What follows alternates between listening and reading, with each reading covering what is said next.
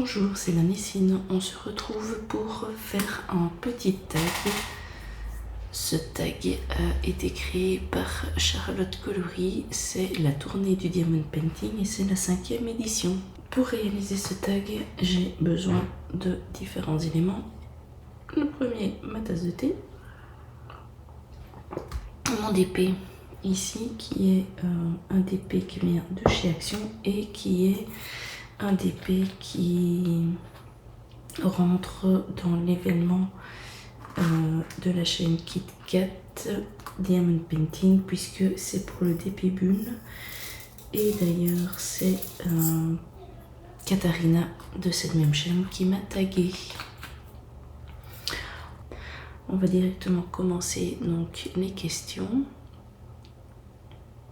Que retiens-tu de tes rencontres dans les loisirs créatifs? Question de Marina et ses diamants.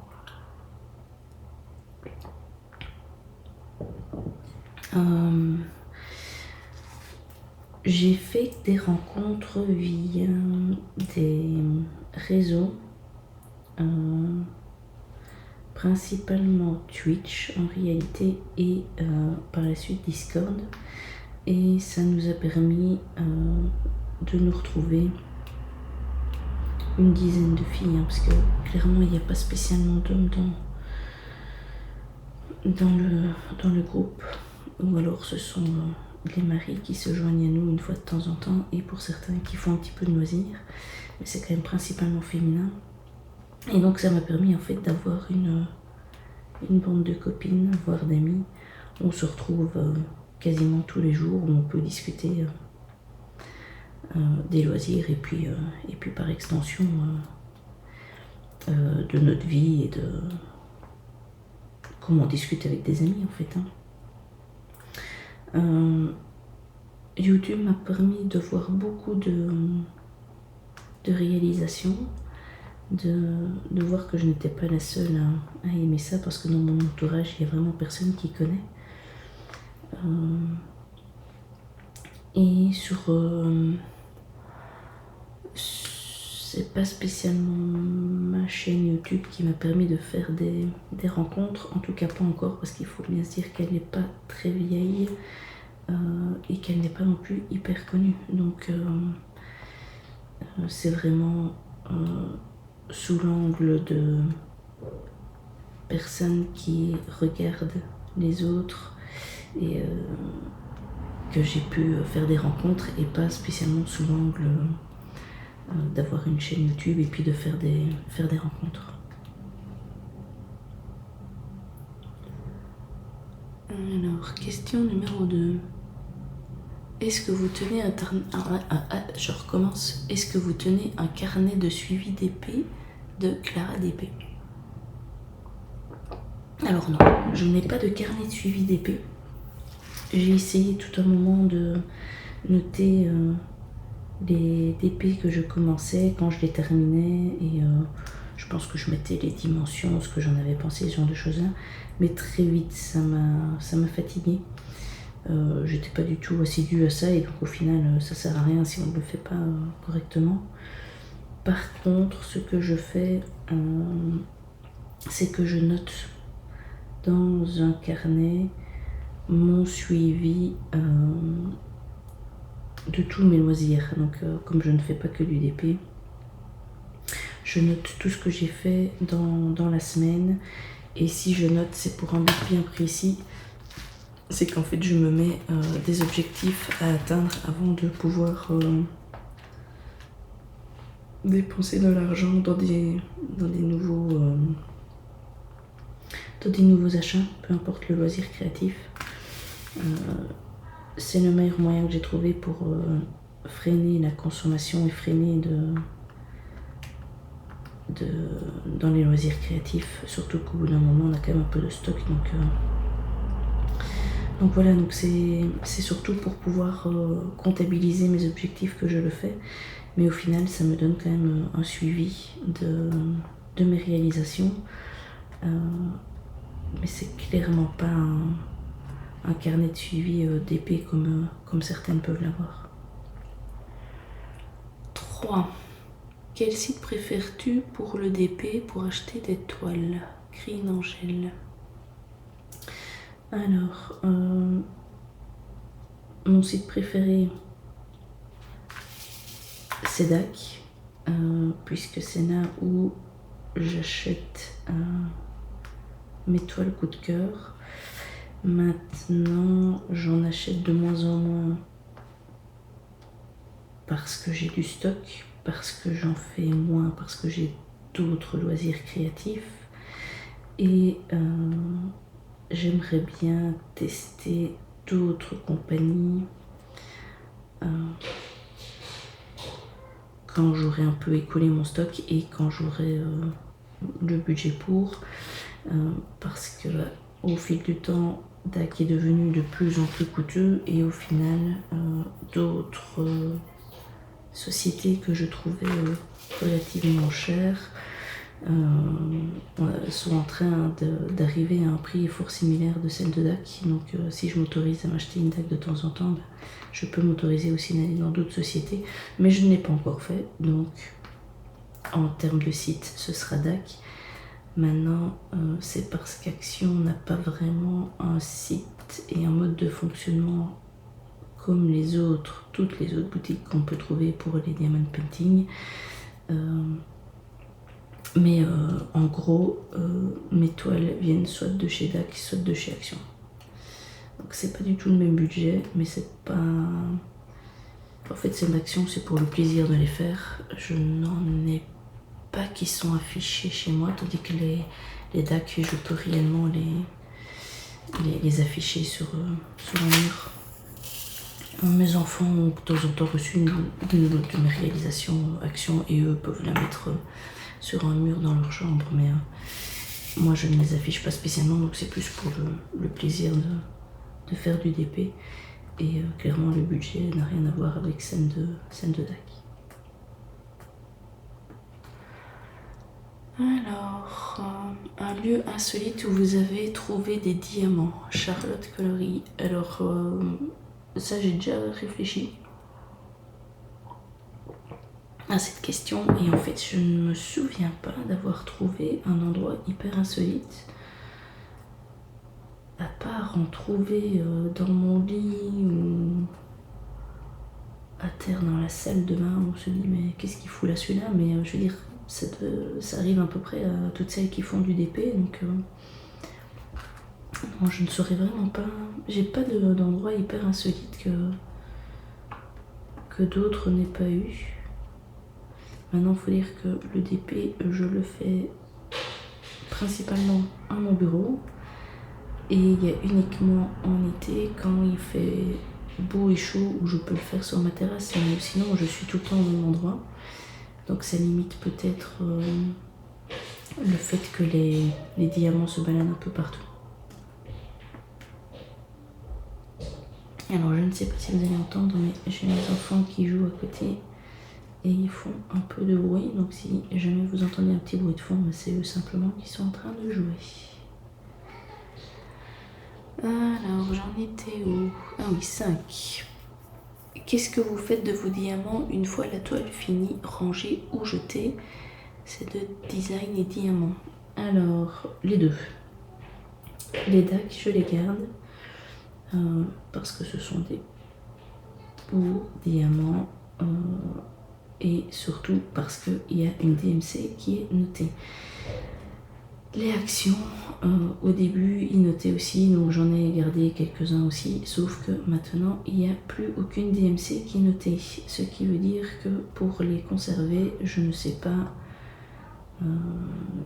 quel DMC c'est, donc vu mon type de rangement, je ne sais pas où les mettre. Et honnêtement, c'est pas non plus une qualité extraordinaire.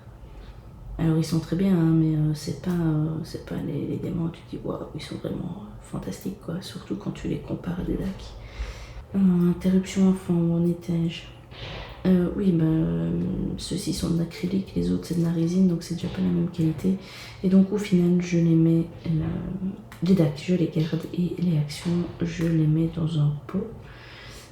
comme beaucoup font. Mon pot était rempli, mes enfants ont voulu voir un petit pot, on en a fait aussi. Et puis finalement, ici dernièrement, je lui ai donné mon pot pour la sœur d'une amie qui travaille avec des personnes handicapées et donc qui aime bien récupérer tout ce genre de matériel pour faire des bricolages avec eux. Donc si ça peut servir, c'est encore mieux. Donc je lui ai donné mon pot, je lui ai donné plein de stylets, des barquettes, ce genre de choses là, de la résine. Tout ce qu'on a en stock astronomique et qui nous sert à rien. Donc, voilà un petit peu ce que je fais de mes diamants.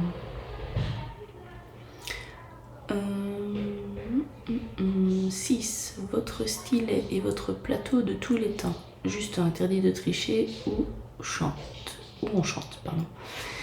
Céline Diamanté, c'est déjà pas... Je crois que c'est pas mal, mais là il manque une partie du nom de la chaîne. Comme vous voyez, j'utilise un bête stylet. Hop, vraiment le truc tout basique. Celui-là c'est un DAC que j'avais reçu, pailleté vert. Ça fait des mois que je l'utilise. Quand il sera cassé, je reprendrai un autre. Barquette de base de chez DAC. C'est celles qui sont pas hyper rigides en plastique là qu'ils ont sorti après. Celles-là je les aime vraiment pas. Donc une transparente, pourquoi ? Parce que comme ça je vois bien mes diamants. Sinon il y en a qui se mettent celles qui sont de couleur ou surtout opaques, mais je ne vois pas tous les diamants. Donc à chaque fois qu'on range les diamants et qu'on veut reprendre des nouveaux, je me retrouve avec les anciens diamants encore dans la barquette. Donc ça ne me convient pas. De temps en temps je mets une petite gomme là, vous voyez. Sauf que le problème c'est que mon chat adore la matière et me le mange à chaque fois. Donc je finis par ne plus en mettre. Et comme je ne fais plus du DP de manière aussi prolongée qu'avant, j'ai plus mal aux doigts parce que j'en fais de temps en temps. Donc là j'ai plus besoin de la petite gomme, sinon si j'en faisais toute la journée, là je remettais la gomme. Mais voilà, je n'ai jamais acheté de matériel complémentaire, aussi bien en stylet que en barquette. Et comme je ne fais pas de multiplaceur, je n'ai pas besoin d'avoir une grande barquette pour pouvoir prendre plein de diamants en même temps, puisque je n'aime pas ça. Je les pose toujours un à un, que ce soit du rond, du carré, que ce soit des grandes zones comme ici, tout ça a été posé jamais en multiplaceur. Je n'aime pas ça. Et comme le but ce n'est pas d'aller le plus vite possible, mais de prendre du plaisir, de se relaxer, le 1 par 1 me convient très bien. Alors, est-ce que vous avez des animaux de compagnie? Et si oui, pouvez-vous nous les montrer? Alors, j'ai des animaux de compagnie, j'ai 2 chats. 2 chattes en réalité. J'en ai une qui dort à côté de moi et l'autre est dehors. Quand j'aurai fini de filmer cette vidéo, je vous montrerai une photo par là, à mon avis. Si j'arrive à les choper avant le montage de la vidéo, puisque je compte la monter dans la foulée puisqu'on est dimanche et que j'aimerais bien que cette vidéo sorte demain. Donc ce qui fait que oui, j'ai 2 chats. Mes chats en fait ce sont que des chats que l'on a recueillis. La première, elle s'appelle Kiki et en réalité son surnom c'est la sauvageonne parce qu'on l'a recueillie quand elle était petite, elle devait à peine avoir 6 semaines. Elle était abandonnée dans un entrepôt et en réalité c'est mon ex-beau-frère qui l'avait retrouvée. Il l'entendait miauler depuis un certain temps et il a voulu la ramener chez lui, sauf qu'il a déjà un chat et un chien et c'est animaux n'ont pas du tout accepté ce petit chat. Lui grognait dessus, enfin bref, ça se passait pas très bien. Donc il a cherché quelqu'un d'autre qui pouvait recueillir ce petit chat et nous avions plus de chat puisque notre précédent chat qui s'appelait Merlin était décédé quelques mois plus tôt. Bêtement, il s'est fait renverser par une voiture devant chez nous. Il avait 11 ans et donc on n'en a pas pris un tout de suite, mais quand on nous a dit qu'il y avait un pauvre petit chat qui avait absolument besoin d'une maison, quand on a vu sa bouille, on a pris ça. Mais elle est restée un petit peu en mode sauvage, donc elle est très curieuse, mais par contre elle attaque très vite aussi et elle fait très mal en fait. Elle sait pas jouer sans faire mal. Et donc notre cher chat ne supporte pas le deuxième parce qu'elle en est jalouse. Ce qui fait qu'elle va régulièrement l'attaquer et l'embêter. Et le deuxième chat en question s'appelle Sissou. Elle, on ne connaît pas son âge, mais on sait qu'elle est quand même plus jeune que Kiki et on estime qu'elle doit avoir quelque chose comme 3 ou 4 ans. Pourquoi on ne connaît pas son âge? Parce qu'en fait, à la base, c'est un chat d'un de nos voisins. Et il y a 1 an et demi maintenant, donc en plein mois de juin, on voit un chat qui squatte notre jardin. Et donc on la laisse dans le jardin, on ne s'en approche pas spécialement. Sauf qu'après 1 jour, 2 jours, 3 jours, elle reste toujours là. Elle ne bougeait pas de notre jardin. Notre chat, donc Kiki, ne l'attaquait pas. Et on s'est dit c'est quand même étrange parce que elle est sur le territoire de Kiki et normalement Kiki, elle éjecte les autres chats. Il n'y a personne qui va sur son territoire et honnêtement, elle en a déjà éjecté des gros matous sans aucun problème. Et donc là, après 4 jours, on finit par craquer et lui donner à manger parce qu'en plus il faisait vraiment jour, il fait beau. On ne pouvait pas ouvrir notre porte-fenêtre parce que sinon elle se ruait vers l'intérieur, fatalement elle crevait de faim, elle cherchait absolument à manger des croquettes. Donc on a fini par la nourrir. J'ai fini par aller voir le vétérinaire qui m'a dit que elle n'était pas pucée, donc j'ai mis une annonce sur Facebook et c'est là que j'ai compris que ce chat appartenait à des voisins qui habitent une maison plus loin. Sauf que leur jardin et leur entrée est à l'opposé de nous, donc on ne les voit jamais. Et j'apprends par la dame qu'en fait elle est en train de divorcer de son futur ex-mari, que ça se passe pas super bien et qui, en gros, en attendant, se partage la maison 1 semaine sur 2. Et le futur ex-mari apparemment n'est pas tendre avec les animaux. Ce qu'on a pu un peu comprendre. Bref, elle me dit que quand elle rentrera, quand ce sera sa semaine, elle viendra rechercher son chat.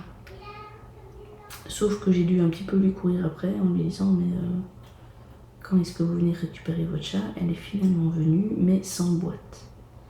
J'ai dit mais comment elle va faire? Bon, c'est d'accord, c'est la maison d'à côté, mais il y a une route avec pas mal de trafic et moi je sais bien que mes chats en général foutent le camp dès qu'ils entendent le moindre bruit quoi.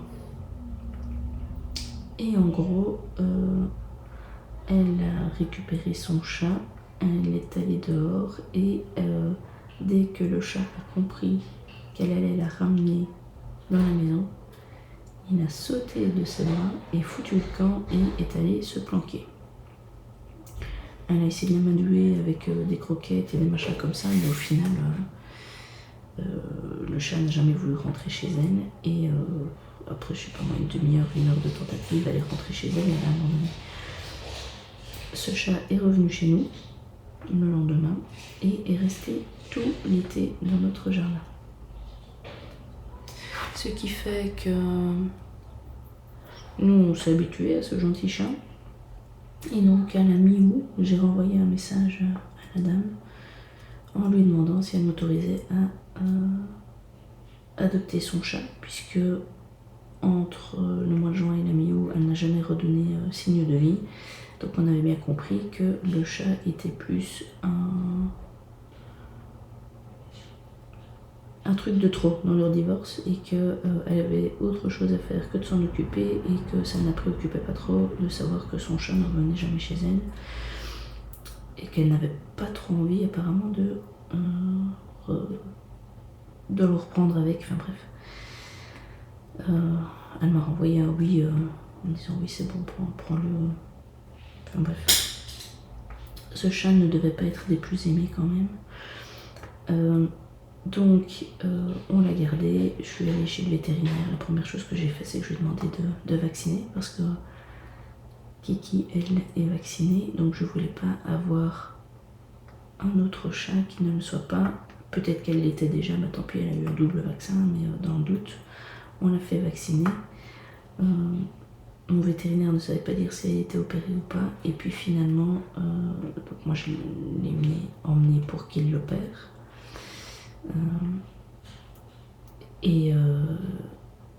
Quand il l'a rasée, il a vu la cicatrice, donc il sait qu'elle a été opérée. Donc au final, on n'a pas opéré Sissou puisqu'elle n'avait déjà été.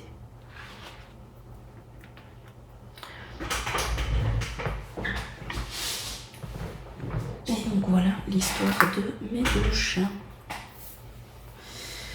Et depuis, on a toujours donc Sissou qui reste toujours bien chez nous et Kiki qui, elle, fatalement reste le chat dirigeant, on va dire. Alors, où est-ce que j'en étais moi? Parce que je vous raconte 10 000 choses, mais ah oui, 8. Selon vous, comment les diamants font pour briller? De Mini Cherinette. Alors, j'ai un esprit trop cartésien que pour arriver à avoir des bonnes idées. Par contre, quand j'ai entendu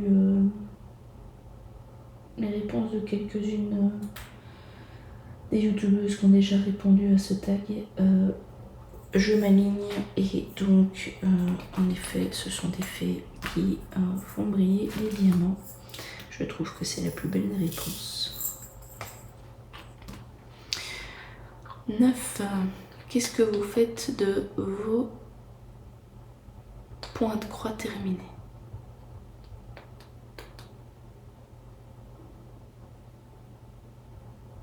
Rosaline et ses loisirs.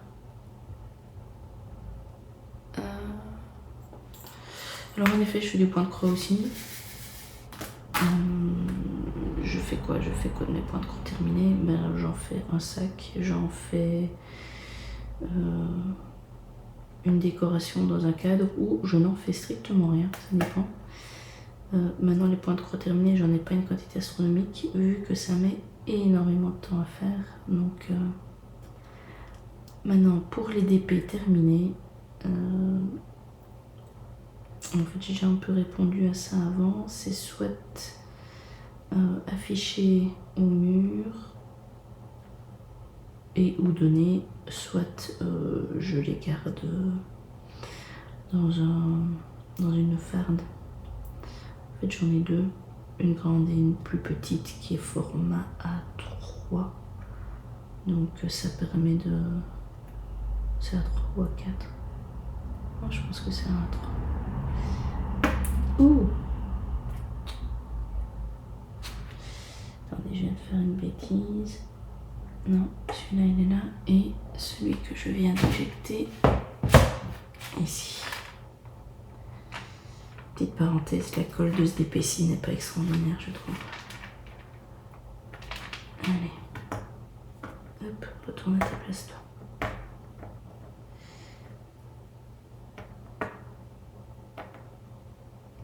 Hop. Voilà. Et là je viens de jouer au puce en gros avec mon diamant. Donc, ou alors en rangée simplement. Et pour les DP, maintenant je fais afficher, je fais un cadre en une structure bois. un peu comme si j'avais les peintures qui sont sur châssis, quoi. Et puis je tends ma toile comme je peux et puis je la graffe dessus. Je trouve que c'est encore le meilleur moyen d'afficher CDP, parce que dans un cadre, il faut déjà trouver le cadre, parce que souvent c'est un peu hors dimension. Au final, le prix du cadre peut être astronomique, et en plus avec la vitre, c'est un truc que j'aime pas trop parce que ça fait des reflets et ça dénature un peu le projet. Alors, Baptiste, quel est votre sujet préféré dans vos vidéos et celui que vous détestez? Suzy, point de croix d'épée. Alors, moi ce que j'adore, c'est tout ce qui est avancé. Donc, pour les points de croix, souvent ce sont des fleustumes. Moi sur ma chaîne, je fais des avancées. Alors je les appelle pas spécialement fleustumes, mais plutôt avancées des projets, parce que on y retrouve principalement du DP, du point de croix et de la maquette. Donc, attendez, je regarde les U. Et donc voilà, c'est celle que je préfère. Donc tout ce qui est avancé, voir les projets finis, voir ce que j'aime bien, c'est par exemple quand on montre une boutique et que l'on montre la qualité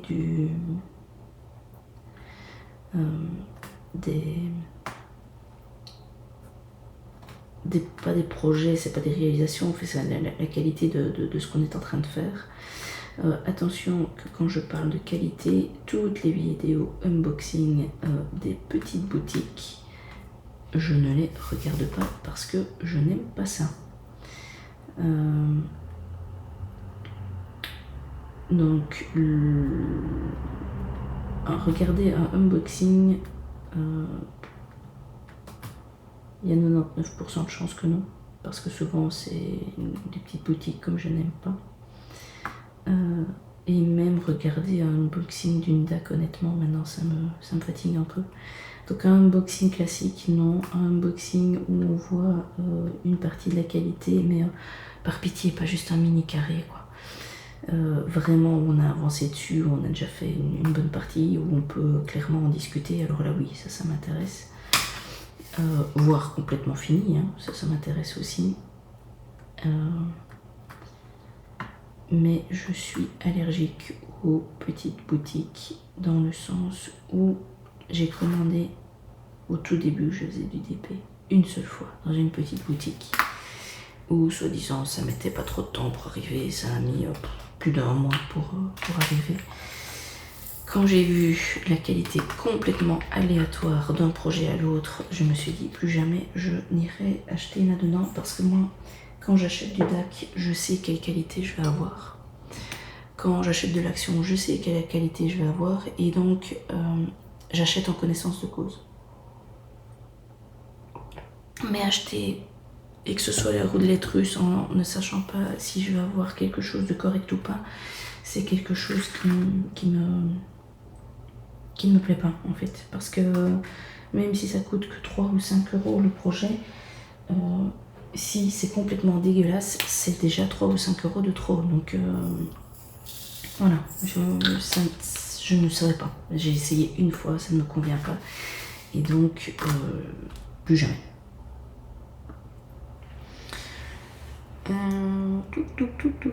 Que pensez-vous vous lasser du diamond painting? C'est la 11e question de Univers Créa Erika. Alors, me lasser et ne plus en faire du tout, j'ai du mal à imaginer, mais me lasser et en faire moins, oui, puisque c'est en gros ce qui se passe. Simplement parce que je fais du point de croix depuis un petit moment quand même. Maintenant, ça fait quoi? 1 an, 2 ans? Ça va faire 2 ans, je pense. Et je suis de plus en plus là-dessus. En tout cas, la majeure partie de mon temps de loisirs créatifs est consacrée à du point de croix et plus à du DP. Donc disons que mes envies changent, mais arrêter complètement, je ne pense pas. En tout cas, comme j'ai du stock encore à la maison, il est hors de question que je ne le fasse pas. Mais par contre ici, j'en achète beaucoup moins. D'ailleurs cette année, je n'en ai pas encore acheté. Et avant, quand j'allais dans un magasin Action et que je voyais des nouveaux DP, je les prenais pas tous, mais je prenais ceux qui me plaisaient. Or ici maintenant j'en ai vu certains qui me plaisaient, des nouveaux que je n'ai pas, mais je n'ai pas pris en me disant sois raisonnable, il faut que tu fasses ce que tu as chez toi.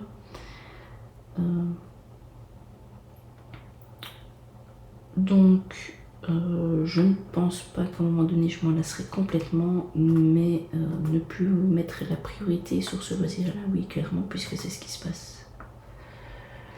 Alors, pop 12, qu'est-ce qui t'agace le plus dans les commentaires de Katharina de KitKatDP? Alors, comme ma chaîne n'est pas hyper connue, comme elle n'est pas hyper vieille, en fait, j'ai la chance de n'avoir reçu que des gentils commentaires, toujours bienveillants, parfois des remerciements, c'est surtout sur les maquettes ça. Des remerciements des gens qui ont acheté une maquette, surtout les maquettes Action, qui ont pris ça pour tester, qui se sont pas rendus compte de la difficulté ou de la minutie qu'il faut, et puis finissent par chercher sur le net comment réaliser une maquette Action, ce genre de choses là, et qui finissent par tomber sur une de mes vidéos, et donc me remercient parce que comme ça ils ont réussi à monter ce qu'ils étaient en train de faire.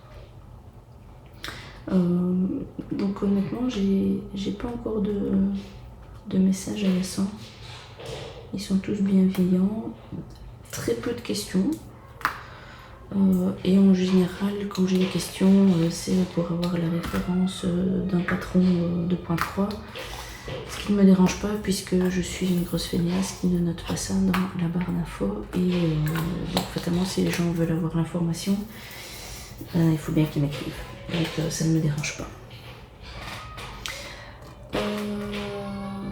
Hop, 13, pose une question. Alors, qu'est-ce que je vais poser comme question? C'est surtout qu'est-ce que je vais prendre comme diamant, une fois des X. Alors, ma question est la suivante.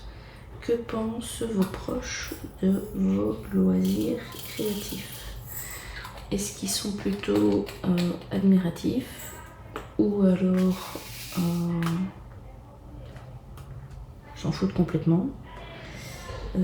Est-ce qu'ils vous encouragent? Est-ce qu'ils vous demandent d'avoir des projets particuliers?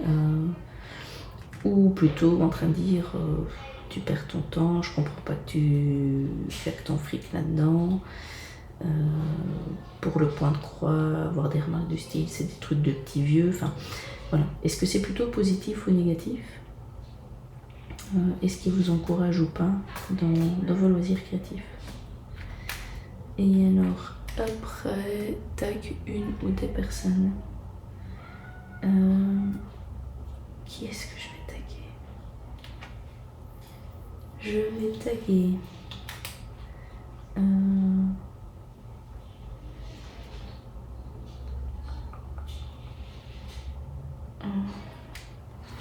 j'ai un trou de je ne me souviens plus du nom maintenant. Attendez. Je vais taguer Ferris Home, c'est une nouvelle chaîne que j'ai découvert il n'y a pas très longtemps. Et j'aime bien sa bonne humeur, sa joie de vivre. Et elle montre principalement ce que j'aime bien, c'est-à-dire des avancées. Donc on va la taguer elle. Je les connais pas personnellement, hein, clairement, donc je vais taguer Jolie DP. Je ne sais pas si elle a déjà été taguée ou pas, mais ça m'intéresserait d'entendre sa réponse. Elle fait moins de vidéos qu'avant, mais elle en fait toujours, donc c'est qu'elle est toujours bien présente. Et voilà, j'aime bien ses vidéos. Et qu'est-ce que je pourrais taguer d'autre? Oh,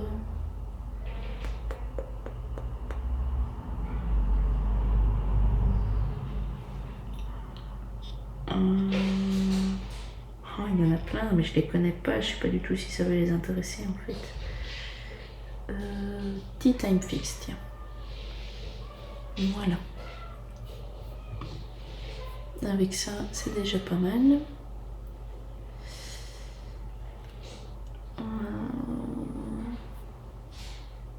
Je pense que j'ai fait le tour. Donc voilà.